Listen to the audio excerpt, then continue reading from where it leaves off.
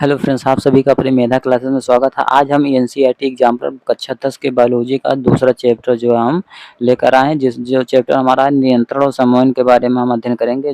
ये जो चैप्टर जो है हमारे एग्जाम जैसे रेलवे एग्जाम में आरआरबी एएलपी हो गया, आरआरबी टेक्नीशियन हो गया, आरआरबी क्या नाम है, आरपीएफ कांस्टेबल होगा तथा आरआर रेलवे से संबंधित किसी भी एग्जाम के लिए महत्वपूर्ण तो ही होंगे। और अन्य एग्जाम जैसे हो गया रेडियो ऑपरेटर हो गया, या आप कक्षा 10 मतलब एकेडमिक में पढ़ रहे हैं तो उसमें 20 क्वेश्चन जो हमारा बहुगुणित क्वेश्चन आता है, तो उसमें जो बहुगुणित क्वेश्चन आएगा बायोलॉजी का वो महत्वपूर्ण साबित होगा। तो आप जैसे यदि आप कंपटीशन की तैयारी कर रहे हैं तब भी ये वीडियो जो आपके लिए महत्वपूर्ण होगा। यदि आप एकेडमिक का तैयारी जैसे कक्षा 10 का कर रहे हैं तो भी आपके लिए महत्वपूर्ण होगा, क्योंकि हम एनसीईआरटी एग्जाम्पलर का सॉल्यूशन करा रहे हैं। तो इसमें जो है महत्वपूर्ण क्वेश्चन दिए हैं, तो ये क्वेश्चन यदि आप कर रहे हैं तो आपके एग्जाम के लिए बेहतर साबित होगा। तो आज चलिए जो है हम एनसीईआरटी एग्जाम्पलर कक्षा 10 का जो है बायोलॉजी का हम दूसरा चैप्टर जो है नियंत्रण और समन्वय के बारे में अध्ययन करेंगे, जिसमें कुल मात्र बहुगुणित क्वेश्चन 35 से 40 क्वेश्चन दिया गया है। यदि आप इसको कर ले रहे हैं तो आपके एग्जाम में जो बेहतर साबित होगा। तो चलिए जो है हम आज इस देखते हैं। तो सबसे पहले क्या क्वेश्चन क्या दिया गया है, देखो यहाँ पर बहुगुणित पे क्वेश्चन दिया गया है। सबसे पहला क्वेश्चन दिया गया है कि देखो ग्राही अंगों के संदर्भ में निम्नलिखित कथनों में से कौन सा कथन सही है। तो यहाँ पर 4 विकल्प दिया गया है कि देखो रसग्राही अंग स्वाद का पता लगाते हैं, जबकि घ्राणग्राही अंग गंध का पता लगाते हैं। उसके बाद अगला क्या विकल्प दिया गया कि रसग्राही घ्राणग्राही दोनों ही अंग गंध का पता लगाते हैं। उसके बाद अगला क्या दिया गया, श्राण और घ्राणग्राही दोनों ही दोनों ही अंग जो है स्वाद का पता लगाते हैं। उसके बाद डी ऑप्शन क्या दिया है, घ्राणग्राही अंग स्वाद का पता लगाते हैं, जबकि रसग्राही अंग गंध का पता लगाते हैं। तो इसमें ग्राही अंग का जो मुख्य कार्य होता है वो रसग्राही अंग स्वाद का पता लगाते हैं, तथा घ्राणग्राही अंग जो होते हैं वो गंध का पता लगाते हैं। तो ये हमारा विकल्प जो हमारा पहला सही है। अब दूसरा विकल्प क्या हमारा कि देखो न्यूरॉन में विद्युत आवेग कहाँ से आरंभ होकर और कहाँ तक जाते हैं। मतलब न्यूरॉन में जो हमारे न्यूरॉन में विद्युत आवेग कहाँ से आरंभ होते हैं और कहाँ तक जाते हैं। तो यहाँ पर 4 विकल्प दिया गया है कि डेंड्राइट से जो एक्सान में जाते हैं, एक्सान से एक्सान छोर में जाते हैं, एक्सान छोर से कोशिका काय में जाते हैं। या दूसरा विकल्प दिया गया कि कोशिका काय से डेंड्राइट में जाते हैं, तो डेंड्राइट से एक्सान में जाते हैं, एक्सान से एक्सान छोर में जाते हैं। या तीसरा विकल्प दिया गया सी दिया गया है कि डेंड्राइट से कोशिका काय में जाते हैं, कोशिका काय से देखो एक्सान में जाते हैं, या एक्सान छोर में जाते हैं। उसके बाद हमारा लास्ट ऑप्शन क्या है कि एक्सान छोर से एक्सान में जाते हैं, एक्सान में जो एक्सान से कोशिका काय में जाते हैं, कोशिका काय से जो हमारा डेंड्राइट में जाते हैं। तो हमारा जो दिया गया है कि न्यूरॉन में विद्युत आवेग कहाँ से कहाँ तक जाते हैं, तो हमारा ये विकल्प सी नंबर सही है। यहाँ ये डेंड्राइट से कोशिका काय में जाते हैं, कोशिका काय से एक्सान में जाते हैं, एक्सान से एक्सान छोर में जाते हैं। देखो छोर सबसे लास्ट में होता है, तो इसको ध्यान में रखिए कि एक्सान छोर ये विकल्प के अनुसार जो डेंड्राइट फिर कोशिका काय से एक्सान, एक्सान से एक्सान छोर में जाते हैं। ये हमारा विकल्प दूसरे का तीसरा सही है, मतलब दूसरे प्रश्न का तीसरा सही है। अब तीसरा प्रश्न क्या है, सिनेप्स का रासायनिक संकेतक का संप्रेषण होता है, मतलब सिनेप्स का रासायनिक संप्रेषण जो होता है वो होता है। तो इसमें विकल्प क्या क्या दिया गया कि एक न्यूरॉन में डेंड्राइट छोर से दूसरे न्यूरॉन में एक्सान छोर तक होता है। मतलब सिनेप्स का रासायनिक संकेतक जो होता है एक न्यूरॉन से डेंड्राइट छोर से तथा दूसरे न्यूरॉन के एक्सान छोर तक होता है। उसके बाद दूसरा विकल्प क्या है कि एक्सान से उसी न्यूरॉन की कोशिका काय तक होता है। उसके बाद तीसरा विकल्प दिया गया है कि कोशिका काय से उसी न्यूरॉन के एक्सान छोर तक होता है। उसके बाद अगला ऑप्शन क्या दिया है कि एक न्यूरॉन के एक्सान छोर से दूसरे न्यूरॉन के डेंड्राइट छोर तक होता है। तो इसमें हमारा जो होता है सिनेप्स का रासायनिक संकेतक जो होता है ये डी विकल्प हमारा सही होगा कि एक न्यूरॉन से एक न्यूरॉन के एक्सान छोर से दूसरे न्यूरॉन के डेंड्राइट छोर तक होता है। अब अगला हमारा विकल्प क्या मतलब प्रश्न क्या है कि न्यूरॉन में विद्युत रासायनिक संकेत कहाँ बदलता है, मतलब न्यूरॉन में विद्युत रासायनिक संकेत कहाँ बदलता है। पहला ऑप्शन दिया गया है कि कोशिका काय में बदलता है, कि एक्सान छोर पर बदलता है, या डेंड्राइट छोर पर बदलता है, या एक्सान छोर में बदलता है। तो हमारा जो है विकल्प जो सही है बी सही है। ये न्यूरॉन में विद्युत रासायनिक संकेतक जो हमारा एक्सान छोर पर ही बदलता है। उसके बाद हमारा 5वां क्वेश्चन क्या है कि प्रतिवर्ती चाप के संगठकों का सही क्रम क्या है। तो इसमें दिया गया है देखो सही इसमें प्रतिवर्ती चाप के संगठनों का सही क्रम बताना। तो इसमें 4 विकल्प दिए गए हैं, ए, बी, सी और डी। तो पहला विकल्प क्या है हमारा कि देखो ग्राही अंग जो होता है हमारा, ग्राही अंग से पेशिया में होता है, पेशिया से संवेदी न्यूरॉन में जाता है, संवेदी न्यूरॉन से प्रेरक न्यूरॉन में जाता है, या प्रेरक न्यूरॉन से मेरुरज्ज में जाता है। पहला विकल्प हो गया। उसके बाद इसमें दूसरा दिया है कि ग्राही अंग से प्रेरक न्यूरॉन में, प्रेरक न्यूरॉन से देखो मेरुरज्ज में, मेरुरज्ज से संवेदी न्यूरॉन, संवेदी न्यूरॉन से जो है पेशी में होता है। उसके बाद अगला ऑप्शन क्या है देखो, ग्राही अंग से मेरुरज्ज में होता है, मेरुरज्ज से संवेदी न्यूरॉन, संवेदी न्यूरॉन से देखो प्रेरक न्यूरॉन, प्रेरक न्यूरॉन से पेशी में होता है। उसके बाद अगला ऑप्शन हमारा क्या है कि ग्राही अंग से संवेदी न्यूरॉन, संवेदी न्यूरॉन से देखो मेरुरज्ज, मेरुरज्ज से प्रेरक न्यूरॉन, प्रेरक न्यूरॉन से पेशी न्यूरॉन। तो इसमें हमारा विकल्प जो सही है डी ऑप्शन हमारा सही है कि प्रतिवर्ती चाप के संगठकों का सही क्रम जो हमारा है वो ग्राही अंग से संवेदी न्यूरॉन, संवेदी न्यूरॉन से मेरुरज्ज में, मेरुरज्ज से प्रेरक न्यूरॉन में होता है। अब उसके बाद हमारा अगला क्वेश्चन क्या है कि निम्नलिखित में से कौन सा कथन सही है। मतलब 4 विकल्प दिए गए हैं, उसमें से हमें पता करना कौन कौन सा विकल्प सही है। सबसे पहले दिया गया कि पर्यावरण में किसी वस्तु के प्रति जो हमारा अनुक्रिया के लिए अचानक होने वाली क्रिया को जो है प्रतिवर्ती चाप कहते हैं। उसके बाद अगला ऑप्शन क्या है कि संवेदी न्यूरॉन जो होता है संकेतों को मेरुरज्ज से पेशियों तक ले जाते हैं। मतलब संवेदी न्यूरॉन संकेतक जो होते हैं मेरुरज्ज से पेशियां तक ले जाते हैं। उसके बाद अगला ऑप्शन तीसरा क्या है कि प्रेरक न्यूरॉन जो होता है हमारा, प्रेरक न्यूरॉन संकेतक को ग्राही अंगों से मेरुरज्ज तक ले जाते हैं। उसके बाद अगला ऑप्शन क्या है कि किसी ग्राही अंग से आरंभ होकर संकेतक एक पेशी अथवा अन्य ग्रंथि तक जो है जिस मार्ग से संप्रेषित होते हैं उसे प्रतिवर्ती चाप कहते हैं। तो इसमें हमारा जो विकल्प जो सही है पहला और चौथा विकल्प हमारा सही है। तो इसमें पहला और चौथा तीसरे में दिया, सी में दिया गया, तो हमारा सी विकल्प जो है सही है। अब उसके बाद क्या अगला क्वेश्चन क्या कहता है कि देखो मस्तिष्क के बारे में निम्नलिखित में से कौन सा कथन सही है। मतलब मस्तिष्क के बारे में हमारा कौन सा कथन सही है। इसमें 4 विकल्प दिए गए, इसमें भी हमें छांटना कौन कौन सा विकल्प सही है।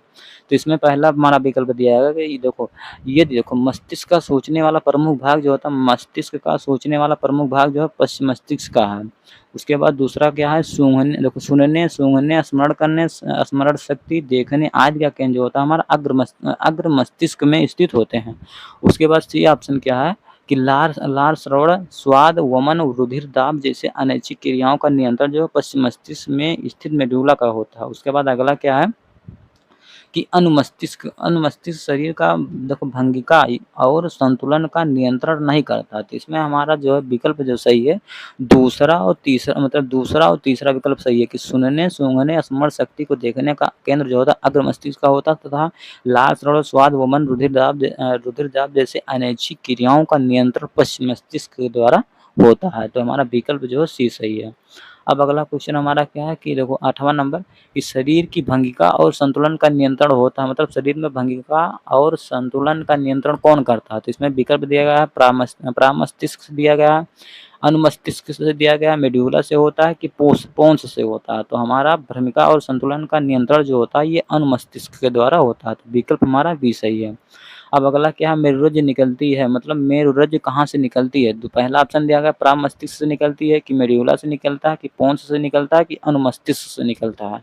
तो मेड्यूला जो हमारा मतलब मेरुरज्ज जो निकलती है वो हमारा मेड्यूला से निकलता है। तो इसको ध्यान में रखिए, माँ से मेरुरज्ज होता है और माँ से मेड्यूला होता है। तो हमारा विकल्प जो सही होगा बी ऑप्शन सही होगा। मतलब मेरुरज्ज निकलती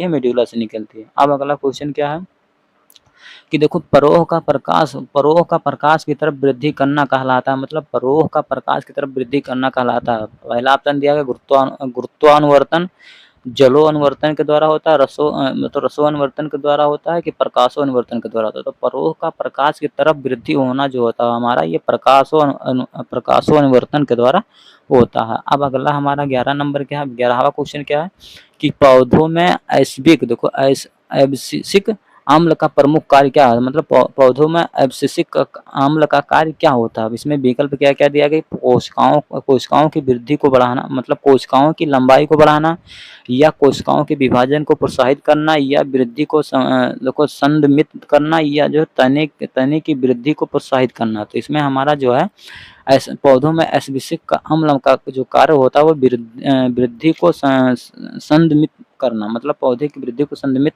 करना। उसके बाद अगला क्वेश्चन हमारा क्या है 12 नंबर कि निम्नलिखित में से किसका संबंध पौधे पौधे की वृद्धि से नहीं होता, मतलब पौधे की वृद्धि से नहीं होता, मतलब इसमें दिया गया है कि ऑक्सिन ऑक्सिन के कारण, कि जिब्रेलिन के कारण होता है, कि साइटोकाइनिन के कारण होता है, कि एब्सिसिक अम्ल के कारण होता है, एब्सिसिक अम्ल।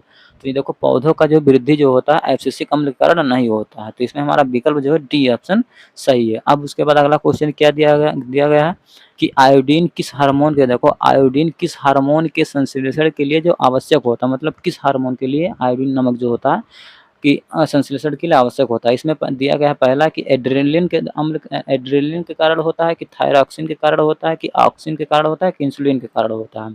तो आयोडीन हार्मोन जो होता है इसका संश्लेषण हमारा थायरॉक्सिन हार्मोन के कारण होता है, तो विकल्प हमारा बी ऑप्शन सही है। अब उसके बाद 14 नंबर क्वेश्चन हमारा क्या कहता है कि इंसुलिन के बारे में गलत कथन चुनिए, मतलब इंसुलिन के बारे में कौन सा कथन जो है हमारा गलत है।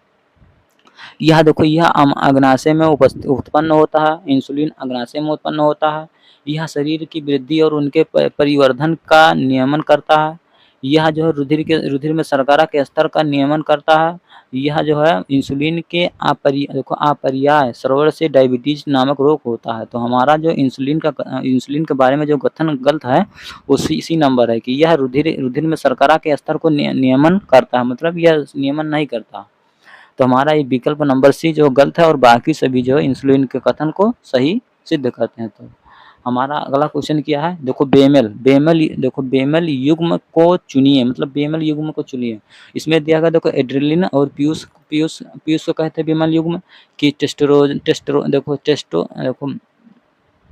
टेस्टोस्टेरोन और वृषण को कहते हैं, या देखो एस्ट्रोजन और अंडाशय को कहते हैं, या थायरॉक्सिन और थायराइड ग्रंथि को कहते हैं। तो हमारा जो बेमल युग्म जो है इसे एड्रेनलिन और पीयूष ग्रंथि को कहते हैं। तो ये बेमल हमारा युग्म है, ये बहुत महत्वपूर्ण क्वेश्चन है।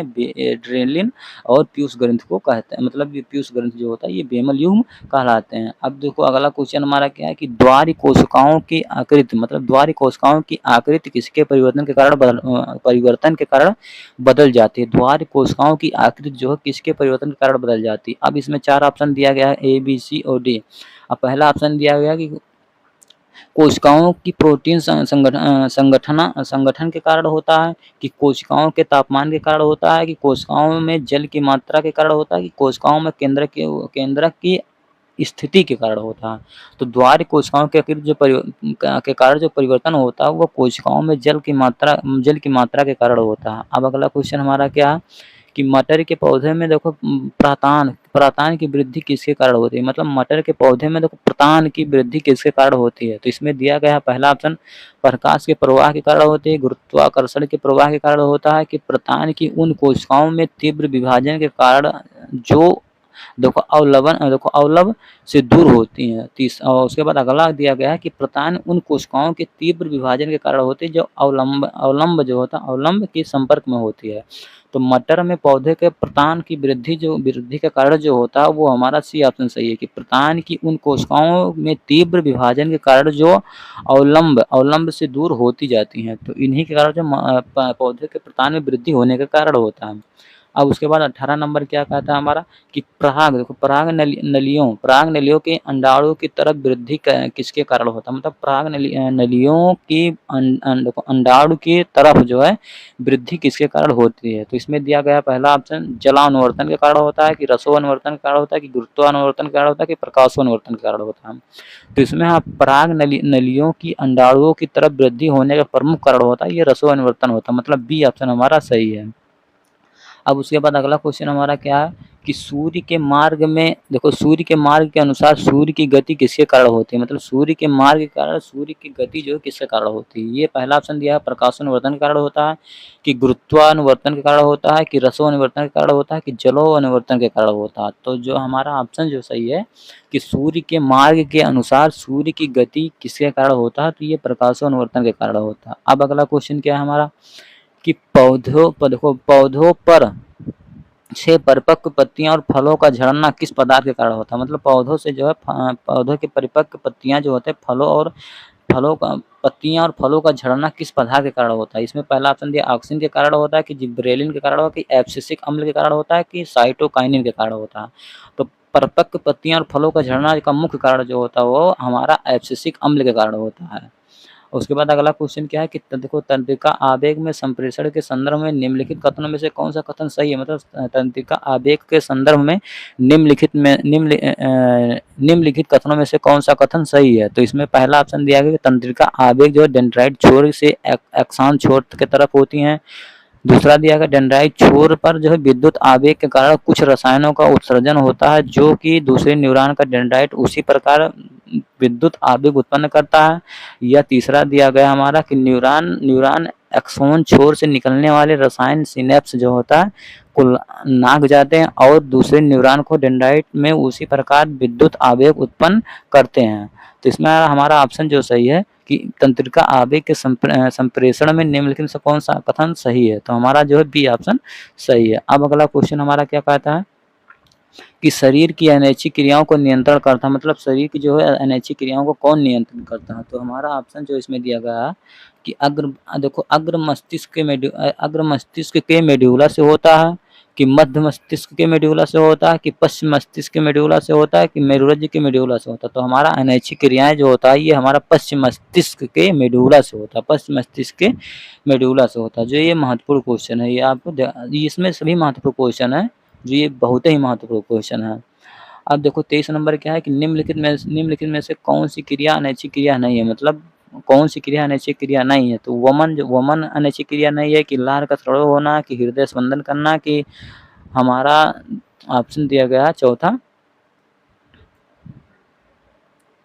वरड़क, मतलब वरड़क का। तो हमारा अनैच्छिक क्रिया जो होता है जो हमारे वश में नहीं होता, तो वमन का लार का स्राव होना या हृदय का स्पंदन ये हम अपने द्वारा नहीं रोक सकते, ये जो है ये अनैच्छिक क्रिया। तो वरड़क जो होता है ये हमारा अनैच्छिक क्रिया नहीं है।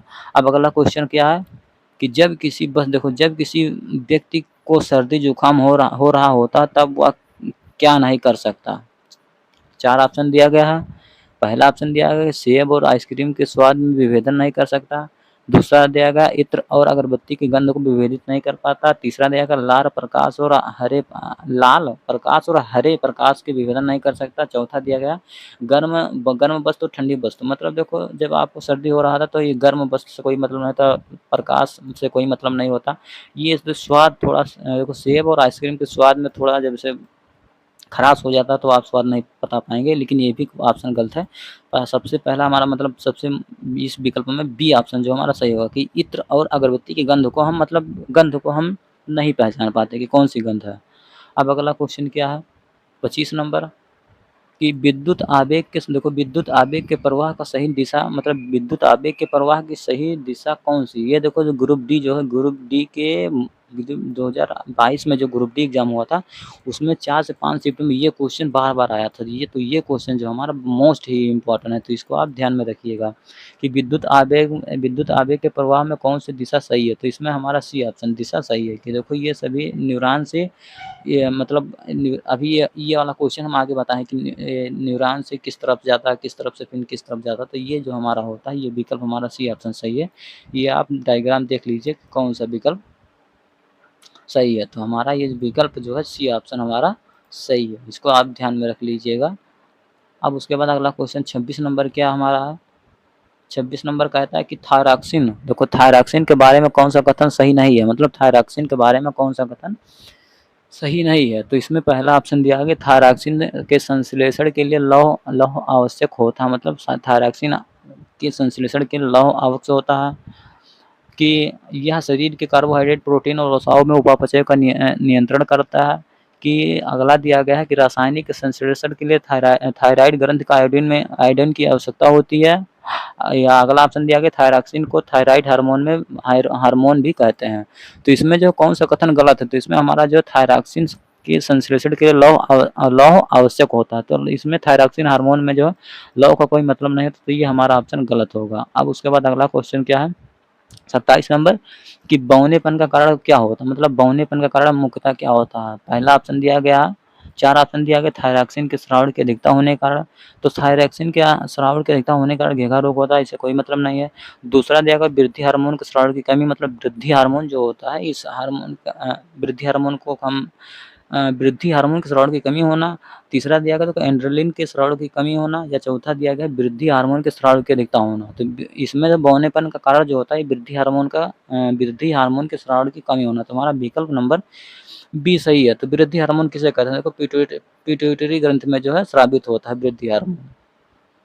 अब उसके बाद 28 नंबर क्या है कि देखो यौनारंभ से संबंधित शरीर के लक्षणों को महत्वपूर्ण परिवर्तन प्रमुखता किसके स्राव के कारण होता है? इसमें दिया गया पहला ऑप्शन कि वृषण से देखो एस्ट्रोजन और अंडाशय के टेस्टोस्टेरोन हार्मोन के कारण होता है, या एड्रेनल ग्रंथि एस्ट्रोजन और पिट्यूटरी ग्रंथि के टेस्टोस्टेरोन के कारण होता है, या वृषण के टेस्टोस्टेरोन और अंडाशय के एस्ट्रोजन हार्मोन के कारण होता है, या थायराइड ग्रंथि टेस्टोस्टेरोन के और पिट्यूटरी ग्रंथि के एस्ट्रोजन के कारण होता है। तो इसमें यौन आरंभ जो होता है यौन आरंभ के संबंध में जो हमारा शारीरिक लक्षण जो होता है ये हमारा सी विकल्प सही है कि वृषण में टेस्टोस्टेरोन और अंडाशय में एस्ट्रोजन के कारण होता है। अब अगला क्वेश्चन क्या है 29 नंबर कि एक देखो चिकित्सक ने किसी व्यक्ति को इंसुलिन का इंजेक्शन लेने की सलाह दी क्योंकि, तो इसमें दिया गया उसका रुधिरचाप कम था, उसकी हृदय स्पंदन की दर कम थी। अगला ऑप्शन दिया गया कि वह देखो गलकंड नामक रोग से पीड़ित था। अगला ऑप्शन दिया गया उसके रुधिर में शर्करा स्तर अधिक था। तो इसमें देखो ये चिकित्सक उसे इंसुलिन का इंजेक्शन लगाने की सलाह दे रहा है तो उसके रुधिर में जो शर्करा स्तर जो अधिक हो गया, मतलब उसे शुगर की मात्रा शुगर की बीमारी जो होते हैं तो शुगर की बीमारी हुई है। तो अग्नाशय के द्वारा देखो इंसुलिन का उत्पादन होता है, अग्नाशय में ही जो इंसुलिन का उत्पादन होता है। तो चिकित्सक यदि बोल रहा है कि आपको इंसुलिन का इंजेक्शन लेना है तो आप जान जाइए कि आपको शुगर जैसी बीमारी हो गई है। अब अगला क्वेश्चन क्या है कि 30 नंबर कि पुरुषों में जनन क्षमता वृद्धि करने वाला हार्मोन कौन सा, मतलब पुरुषों में जनन क्षमता को वृद्धि करने वाला हार्मोन किसे कहते हैं? देखो एस्ट्रोजन हार्मोन को कहते हैं कि टेस्टोस्टेरोन हार्मोन को कहते हैं कि इंसुलिन हार्मोन को कहते हैं कि वृद्धि हार्मोन को कहते हैं। तो हमारा जो है पुरुषों में जनन क्षमता वृद्धि करने वाला हार्मोन जो होता है ये टेस्टोस्टेरोन हार्मोन के नाम से जाने जाते हैं। अब अगला क्वेश्चन क्या है हमारा 30 नंबर कि निम्नलिखित में से कौन सी देखो अंतःस्रावी ग्रंथियां आयुग्मित होती है? तो इसमें दिया गया एड्रेनल हार्मोन की वृषण है कि पिट्यूटरी हार्मोन की अंडाशय। तो इसमें हमारा जो होता है अंतःस्रावी ग्रंथि का देखो आयुग्म जो होती है वो हमारा पिट्यूटरी ग्रंथियां होती हैं। अब अगला क्वेश्चन क्या है हमारा 32 नंबर कि देखो दो न्यूरॉनों के बीच के संगम स्थल को क्या कहते हैं, मतलब दो न्यूरॉनों के बीच के संगम स्थल को क्या कहते हैं? तो इसमें दिया गया है पहला ऑप्शन कोशिका जंक्शन कहते हैं कि तंत्रिका पेशीय जंक्शन कहते हैं कि तंत्रिका जोड़ कहते हैं कि सिनेप्स कहते हैं। तो दो न्यूरॉनों के बीच के संगम स्थल को कहते हैं सिनेप्स कहते हैं। तो ये हमारा बहुत ही इंपॉर्टेंट क्वेश्चन है कि दो न्यूरॉनों के बीच के संगम स्थल को जो है सिनेप्स कहते हैं। अब उसके बाद हमारा अगला क्वेश्चन क्या है 33 नंबर कि मानव में जैव प्रक्रियाओं का नियंत्रण और अधिगम होता है। इसमें दिया गया पहला कि जनन और अंतःस्रावी तंत्रों के द्वारा होता है, या श्वसन और तंत्रिका तंत्रों के द्वारा होता है, या अंतःस्रावी और पाचन के तंत्रों से होता है, या तंत्रिका और अंतःस्रावी तंत्रों के द्वारा होता है। प्रक्रियाओं का नियंत्रण और नियमन होता है वो तंत्रिका और अंतःस्रावी तंत्रों के द्वारा होता है। अब देखो हम बोले थे कि लगभग 35 से 40 क्वेश्चन है, तो यहाँ पर हमारा कुल टोटल जो हमारा 33 क्वेश्चन है ये 33 क्वेश्चन है कक्षा 10 की एनसीईआरटी बायोलॉजी के दूसरे चैप्टर में। तो ऐसे ही महत्वपूर्ण क्वेश्चन को हम प्रतिदिन एनसीईआरटी एग्जाम्पलर को करेंगे। अभी हम कक्षा 9 के हम आप जाइए, जैसे आप एनसीईआरटी एग्जाम्पलर ढूंढ रहे हैं तो हम बायोलॉजी का एनसीईआरटी एग्जाम्पलर का जो हम पूरा सोल्यूशन कर चुके हैं। 4 चैप्टर लगभग था, उसको चारों का हम सोल्यूशन करके आप प्ले लिस्ट में जाइए, वहाँ पर हम एनसीईआरटी एग्जाम्पलर का प्ले लिस्ट बनाए, वहाँ पर आप ढूंढ सकते हैं। अब वो कक्षा 10 का एनसीईआरटी बायोलॉजी का दूसरा चैप्टर है, लगभग 4 से 5 चैप्टर इसमें कक्षा 10 में है। तो इसको हम करने के बाद जब हमारा बायोलॉजी का सीरीज खत्म होगा तो उसके बाद हम फिजिक्स करेंगे, उसके बाद तब केमिस्ट्री करेंगे। उसके बाद जब ये केमिस्ट्री फिजिक्स खत्म हो जाए फिजिक्स का जो है सीरीज चालू करेंगे। तो ऐसे ही महत्वपूर्ण वीडियो यदि आप आना चाहते हैं तो हमारे चैनल को सब्सक्राइब करें। इसी के साथ मिलेंगे नेक्स्ट वीडियो में। जय हिंद जय भारत दोस्तों।